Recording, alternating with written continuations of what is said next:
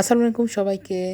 আজকে বাসমতি চাল আর খাসি দিয়ে খুব মজার একটা বিরিয়ানি রান্না করেছিলাম। তো এই বিরিয়ানিটা রান্নার জন্য আমি প্রথমে খাসির মাংসটাকে ভালো করে সব মশলা দিয়ে মাখিয়ে রান্না করে নিই। প্রথমে রান্না করার পরে তারপরে আমি এটা মিক্স করি। এর মধ্যে টক দই, বাদাম বাটা, আদা রসুন বাটা, বেরেস্তা, লবণ, গোলমরিচের গুঁড়া, তারপরে মরিচের গুঁড়া, জিরা গুঁড়া সব মিক্স করে মাখিয়ে রেখেছিলাম। তারপর আরেকটা পাতিলে আমি বাসমতি চালটা একটু পোলাওয়ের মতো রান্না করে এর মধ্যে এই রান্না করা খাসির মাংসটা কেওড়া জল দিয়ে একটু জাফরানের রং দিয়ে মিক্স করে খাসির মাংসটার উপরে দিয়ে দিচ্ছি। এরপর এর মধ্যে বাদাম কুচি, কিশমিশ, বেরেস্তা দিয়ে এর উপর আবার একটু সামান্য ঘি দিলাম।